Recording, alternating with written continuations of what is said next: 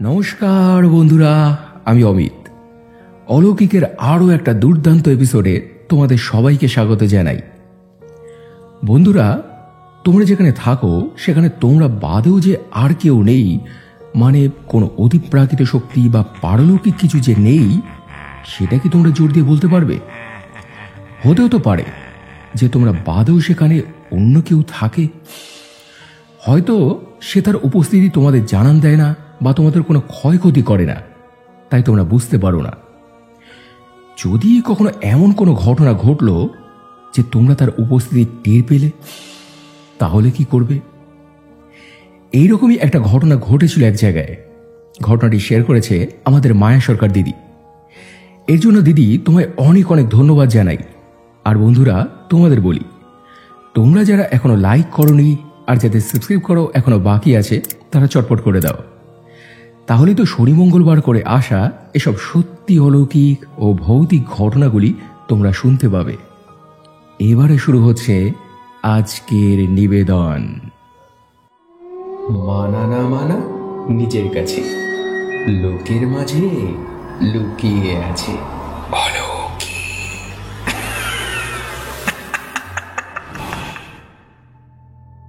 হ্যাঁ ভাই, একটু আগেই হোয়াটসঅ্যাপে তোমার মেসেজ দেখলাম যে সামনের এপিসোডে দেওয়ার মতো তোমার কাছে নাকি একটাও ভৌতিক ঘটনা নেই।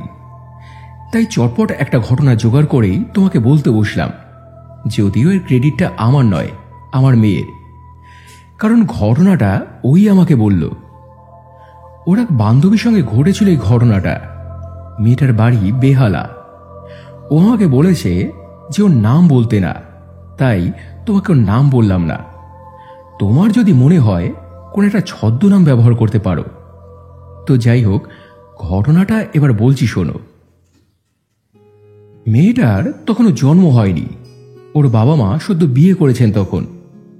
ওর বাবা ছিলেন একজন হোমিওপ্যাথি ডাক্তার। বিয়ের পরপরই ওনারা বেহালায় চলে আসেন। প্রথম প্রথম ভাড়া বাড়িতে থাকতেন, তারপর একটু সাজিয়ে গুছিয়ে ওনারা একটা বাড়ি কিনবেন বলে মনস্থির করলেন।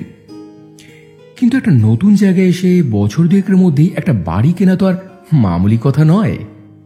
অত টাকা পয়সা মানুষের হাতে থাকেও না।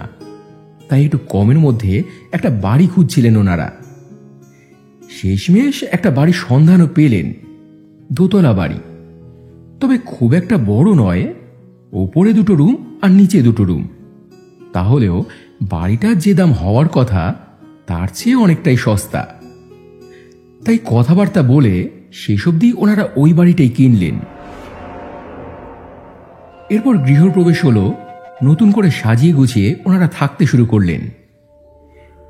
একদম শান্ত বাড়ি, অদ্ভুত বা অস্বাভাবিক কিছুই তখনও নেই। আর 5টা বাড়ির মতো একদম নর্মাল, দিব্যি তাতে আছেন ওনারা। তো এর কিছুদিন পরেই মহিলাটি প্রেগনেন্ট হলো, যথাসময়ে ডেলিভারিও হলো, মানে ওই মেয়েটা হলো।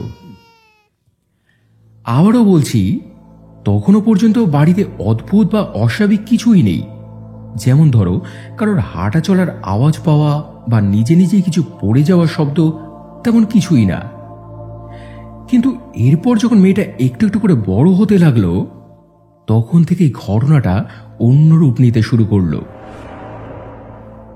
যেমন ধরো, মেয়েটার যখন ওই 8-10 মাস বয়স, সবেমাত্র ও লোকজন চিনতে শিখেছে, হাসতে শিখেছে, তখন ওর মা হয়তো ওকে কোলে নিয়ে বসেছেন বা পায়চারি করছেন। মেয়েটা ঘুরে ফিরে বারবার দোতলার দিকেই তাকাতো। কাকে দেখে যেন মুচকি মুচকি হাসতো, যেন কেউ ওর সঙ্গে মজা করছে, টুকি টুকি খেলছে। এই দেখে ওর মা তো খুব অবাক হয়ে যেত যে কাকে দেখে এরকম করে মেয়েটা। মেয়ের দৃষ্টি অনুসরণ করে উনি তাকাতেন ওপরের দিকে, কিন্তু কিছুই দেখতে পেতেন না উনি। এই ব্যাপারটাকে উনি তখন অবশ্য অত গুরুত্ব দেননি।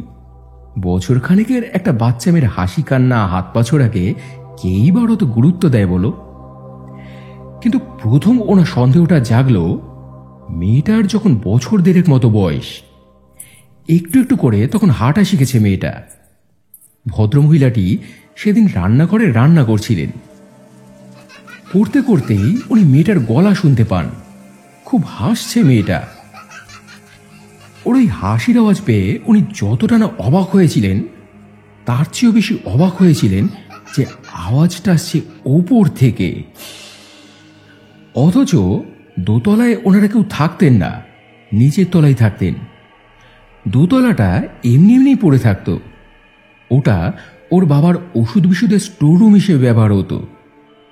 মাঝে মাঝে ভদ্রলোক উঠতেন, কাজকর্ম সেরে আবার নেমে আসতেন। তো সেখান থেকে যখন মেয়েটার গলা পাওয়া যাচ্ছিল, তখন তো উনি খুব অবাক হয়ে যান। তারপর দেখতে উনি ওপরে ওঠেন। সচরাচর উনি ওপরে উঠতেন না, কিন্তু সিঁড়ির মুখটায় উঠতেই উনি তো হকচকিয়ে যান। এখানে কি করছে মেয়েটা? আর আর এখানে এলোই বা কি করে? মেয়েটা দরজার দিকে পেছন করে বসা, হাতে একটা বল, সেটা ও দেয়ালের দিকে ছুঁড়ে ছুঁড়ে মারছে। পরক্ষণে আবার বলটা গড়িয়ে গড়িয়ে ওর দিকেই চলে আসছে, যেন উল্টো দিক থেকে কেউ সেটা ওর দিকেই ঠেলে ঠেলে দিচ্ছে। তার দিকে তাকিয়ে ও মাথা নাড়ছে, খিলখিলিয়ে হাসছে। এই দৃশ্য দেখে উনি তো চমকে যান। উনি বুঝতেই পারছিলেন না ব্যাপারটা যে কি হচ্ছে এটা, কারণ এরকম ঘটনা এই প্রথম। এর আগে এমন কোনো অনুভূতি ওনার হয়নি। তো এরপর উনি মেয়েটাকে নিয়ে আবার নিচে নেমে আসেন। সেদিন অবশ্য এই ঘটনাটা উনি বরকে জানাননি, কিন্তু দ্বিতীয় দিনও আবারও যখন সেম ঘটনা, দোতলার রুমে মেয়েটা খুব হাসছে, মাথা নেড়ে কার সঙ্গে কথা বলছে, বল খেলছে, সেদিন উনি ঘটনাটা বরকে জানালেন। ওনার হাজবেন্ড তো কিছুতেই বিশ্বাস করছিলেন না কথাটা। ডাক্তার মানুষ, হেসেই উড়িয়ে দিচ্ছেন। তো জোরাজুরি করলে শেষমেশ বললেন, আচ্ছা বেশ, ব্যাপারটা আমি নিজের চোখে দেখতে চাই।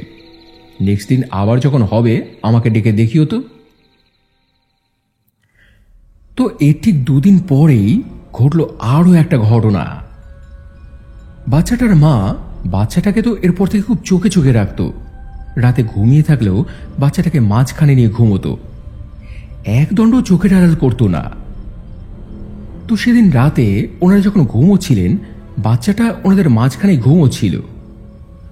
হঠাৎই মাঝরাত নাগাদ বউটার ঘুম ভেঙে যায়, দেখে বাচ্চাটা বিছানায় নেই। উনি তো ধরপড় করে উঠে পড়েন। এত রাতে মেয়েটা গেল কোথায়? উনি তখন বরকে ডেকে তোলেন, বলেন, কি গো শুনছো? ও ওঠো না, দেখো না মেয়েটা বিছানায় নেই, কোথায় গেল গো? তারপর তো দুজনেই মেয়েটাকে খোঁজা শুরু করলো।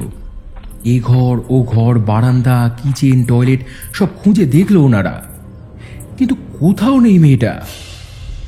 এমন সময় ওনাদের চোখ যায় দোতলায়। দেখে দোতলায় লাইট জ্বলছে। সারা বাড়ি অন্ধকার, শুধু সিঁড়ি আর দোতলার ঘরের লাইট অন। ওনারা তো খুব অবাক হয়ে গেলেন, কারণ যেহেতু দোতলায় ওনারা থাকতেন না, তাই দোতলায় কোনো লাইট জ্বলতো না। সন্ধ্যের পর থেকেই অন্ধকার থাকতো।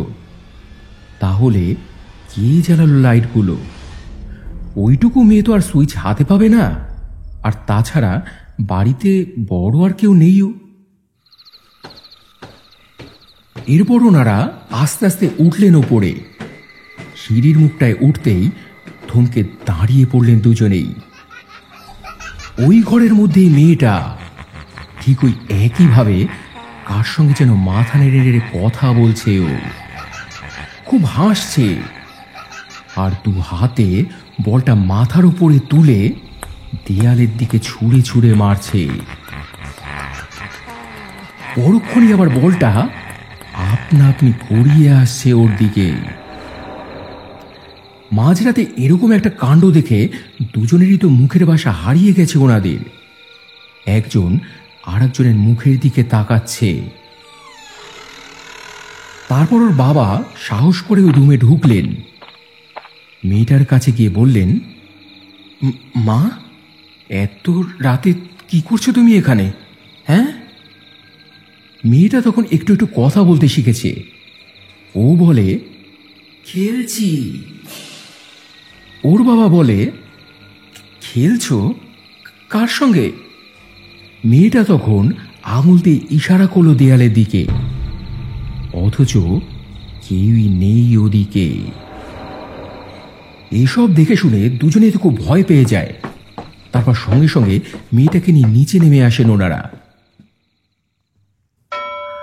পরদিন ওনারা দুজনেই মেয়েকে নিয়ে সামনের একটা মন্দিরে যান। সেখানকার যিনি পুরোহিত ছিলেন তাকে গিয়ে বললেন ব্যাপারটা। তিনি এসে সব দেখলেন শুনলেন, কিন্তু স্পষ্ট করে কিছু বলতে পারলেন না। শুধু বললেন, দেখুন, আমি সামান্য একজন পুরোহিত, পুজো আর্চা করি মাত্র। এইসব ব্যাপারে আমার কোনো জ্ঞান নেই। তবে এটুকু আমি বলতে পারি যে কোনো একটা জিনিস অবশ্যই আছে, কিন্তু সে যেই হোক খারাপ নয়। যদি খারাপই হতো, যদি তার কোনো ক্ষতি করারই উদ্দেশ্য থাকতো, তাহলে এতদিনে করে দিত। তবুও আপনারা যদি ওর থেকে মুক্তি পেতে চান, ওকে তাড়াতে চান, তাহলে ওপাড়ার মসজিদে গিয়ে মৌলভী সাহেবকে এনে দেখান। শুনেছি উনি নাকি এসব কাজ করতে পারেন। ওনাকেই নিয়ে আসুন আপনারা, বুঝলেন? এই বলে উনি চলে গেলেন। কিন্তু নিয়ে আসুন বললেই তো আর আনা যায় না, ওনারাও তো ব্যস্ত থাকেন। তো উনি যেদিন আসবেন বললেন, তার আগেই একদিন ঘটল আরও একটা সাংঘাতিক ঘটনা। ভদ্রমহিলাটি তখন ঘরের কাজ করছিলেন, আর বাচ্চাটা বারান্দায় খেলা করছিল। হঠাৎ উনি লক্ষ্য করলেন যে বাচ্চাটা ওখানে নেই। উনি অবশ্য তখন আর এদিক ওদিক খুঁজতে যাননি, যে তার মানে নিশ্চয়ই ও ওপরে উঠেছে ভেবে উনি ওপরে উঠতে যান। দুটো সিঁড়ি উঠেছেন মাত্র হঠাৎই থমকে দাঁড়িয়ে পড়লেন। দেখলেন বাচ্চাটা একা একাই নেমে আসছে। নেমে আসছে কথাটা ঠিক নয়, বরং কেউ ওকে নামিয়ে আনছে। যেন কেউ ওকে দুহাতে উঁচু করে ধরে একটা একটা করে সিঁড়ি ভেঙে ভেঙে নামছে। মনে হচ্ছে যেন একা একাই শূন্যে ভেসে ভেসে নামছে বাচ্চাটা। কাউকে দেখা যাচ্ছে না, কিন্তু বোঝা যাচ্ছে যে কেউ ওকে নিয়ে নামছে। ওই দেখে তো উনি শিউরে ওঠেন, আর শিওর হয়ে যান যে পুরোহিত মশাই যে কথাটা বলেছেন সেটা মন্দ নয়। কেউ একজন যে আছে এতে কোনো সংশয় নেই, আর সে যে ভালো কেউ, ওর কোনো ক্ষতি করতে চায় না, এতেও কোনো সন্দেহ নেই। সেদিন রাতে সবাই যখন ঘুমোচ্ছিল আর মেয়েটা ওপরে উঠেছিল, লাইটগুলো তার মানে সেই জ্বালিয়েছিল, অন্ধকারে বাচ্চাটা যেন পড়ে না যায়। কিন্তু কথা হলো যে কে উনি? তো পরদিন যখন মৌলভী সাহেব এলেন, তিনি বাড়িতে ঢুকে গন্ধ শুকে জানালেন, এ বাড়িতে একটা জিন আছে, খুব ভালো জিন, যে আপনাদের বেটিকে খুব ভালোবাসে, সব সময় ওর খেয়াল রাখে। ওকে পাহারা দেয় বলতে পারেন। সে ওর কোনো ক্ষতি করবে না, পারলে ওকে বাঁচাবে। তবুও আপনারা যদি বলেন, আমি ওকে তাড়ানোর বন্দোবস্ত করতে পারি, কিন্তু আমার মনে হয় সেটা না করাই ভালো। আপনাদের আড়ালে যে মেয়েটার এত খেয়াল রাখছে, তাকে কি দরকার হাঁটানোর? থাক না, সে কারোর কোনো ক্ষতি করবে না, এই ভরসা আমি আপনাদের দিচ্ছি। তো এরপর ওনারা সেদিন থেকে আর জিনটাকে ভয় পেতেন না। ওখান থেকে তারা আর তাকে তাড়ানোর চেষ্টা করেননি। এরা এদের মতো থাকতো আর ওদের মতো থাকতো, পারলে এদের উপকারই করত। নিজে তো কোনো ক্ষতি করতোই না, অন্য কেউ যদি কোনো ক্ষতি করতে চাইতো, ও বাধা হয়ে দাঁড়াতো। যেমন একবার বাড়িতে একটা চোর ঢুকেছিল। তাকে এমন ভয় দেখিয়েছিল সে, যে বেচারা চুরির নামই ভুলে গিয়েছিল। পড়ি কি মরি করে দৌড়ে পালিয়েছিল বাড়ি থেকে। আবার একদিন ওনারা কেউ বাড়িতে ছিলেন না, তখন তিনজনেই কোথাও বেরিয়েছিলেন। হঠাৎই মুষলধারায় বৃষ্টি নামল। মহিলাটি ভাবলেন, যা, জামা কাপড়গুলো তো সব ছাদে মেলা, গেল সব ভিজে, এবার কি হবে। অথচ কিছুক্ষণ পর ওনারা বাড়িতে ঢুকতেই দেখেন যে কে যেন জামা কাপড়গুলো সব তুলে সিঁড়ির কোনায় গুছিয়ে রেখে দিয়েছে। ওনার কাপড়, ওনার হাজবেন্ডের শার্ট, মেয়েটার জামা কোনোটাই এক চিলতেও ভেজেনি। এরকম টুকটাক ছোট বড় অনেক ঘটনাই সেই জিনটার ভালো মানুষের পরিচয় দেয়। আর এবার তুমিই বলো, আজকাল মানুষই যখন মানুষের শত্রু, সেখানে দাঁড়িয়ে একজন অশরীরী যদি বন্ধু হয় তাহলে ক্ষতি কি। তবে কি জানো তো, মেয়েটা যখন ছোট ছিল তখন ও জিনটাকে দেখতে পেত, তার কথা শুনতে পেত, কিন্তু যখন বড় হয় তখন কিন্তু আর ওকে দেখতে শুনতে পেত না। ফিল করতে পারত যে ওর আশেপাশে ধারে কাছে কেউ একজন আছে, ওর পাশে বসা, ওর সামনে দাঁড়ানো, কিন্তু ওর অভ্যেস হয়ে গিয়েছিল, তাই ও আর ভয় পেত না। ওই বাড়িতেই মেয়েটা বড় হয়, ওই বাড়িতে থেকেই ওর বিয়ে হয়, কিন্তু কোনোদিনও ও কারোর অনিষ্ট করেনি, পারলে উপকার করেছে। এই হলো আমার ঘটনা ভাই, তুমি তোমার মতো করে সাজিয়ে গুছিয়ে বলো। তো এই ছিল বন্ধুরা আজকের ঘটনাটা ভয়ঙ্কর হলেও বেশ চমৎকার। আশা করি তোমাদের সবারই খুব ভালো লেগেছে। কেমন লেগেছে সেটা না হয় কমেন্টেই জানিও। যদি ভালো লেগে থাকে তাহলে পরিচিতদের সঙ্গে শেয়ার করে নিও। আর এমন ঘটনা যদি তোমাদের কাছেও থাকে আর তোমরাও এখানে শেয়ার করতে চাও, তাহলে এই নাম্বারে তোমরা হোয়াটসঅ্যাপ করে দাও। যদি লিখতে পারো তো লিখে, না হলে ভয়েস মেসেজ করে। আর এবারে গত এপিসোডে আমি অলৌকিক পাগল দীনবন্ধু লিখেছে, খুব ভালো লাগলো ঘটনা দুটো, এগিয়ে যাও, আমরা তোমার পাশে আছি। সোমা মুখার্জি লিখেছে, ঘটনাটা মন ছুঁয়ে গেল। জয়া বণিক লিখেছে, তোমার গলায় ঘটনা শুনতে খুব ভালো লাগে। ফাল্গুনী রয় লিখেছে, অমিত ভাই তোমার ঘটনা দুটোই খুব ভালো ছিল, আমার বড় ভালো লেগেছে, তুমি খুব সুন্দরভাবে উপস্থাপন করো। শর্মিষ্ঠা ঘোষ লিখেছে, খুব ভালো। সুপ্রিয়া দাস লিখেছে, হেডলাইন দেখে মনে হচ্ছে খুব ভালো হবে। এছাড়াও কমেন্ট করেছ গীতা গোস্বামী, সিংস্টার কবিতা, সোহিনী বক্সি, সুদেশা সিংহা রয়, টিএন তিরুম, মনীষা বিশ্বাস, বর্ষা চ্যাটার্জি, রিমা বিশ্বাস, পূর্ণেন্দু চ্যাটার্জি, মায়াদি, অনিন্দ মিত্র, অর্কপ্রভ নস্কর, কাকলি পাত্র, মৌসুমী মুখার্জি, মিঠুন পাল, সুজিত বালা, মাধবী দাস, আশিস কোলে, সুপর্ণা ঘোষ, সোমা কুণ্ডু, নমিতা চক্রবর্তী, সায়ন কর্মকার, সৌভিক সরকার, স্নেক ভিডিও ফান, দিব্যদ্যুতি মজুমদার সহ অসংখ্য অসংখ্য প্রিয় বন্ধুরা, তোমাদের প্রত্যেককেই অসংখ্য অসংখ্য ধন্যবাদ আর বুক ভরা ভালোবাসা জানিয়ে আজকের এপিসোড এখানে শেষ করছি বন্ধুরা। আবার দেখা হবে মঙ্গলবার রাত 10টায় আরও একটা জমজমাট অলৌকিক এপিসোড নিয়ে। সবাই খুব ভালো থেকো এবং ভালোবাসা নিও। ধন্যবাদ।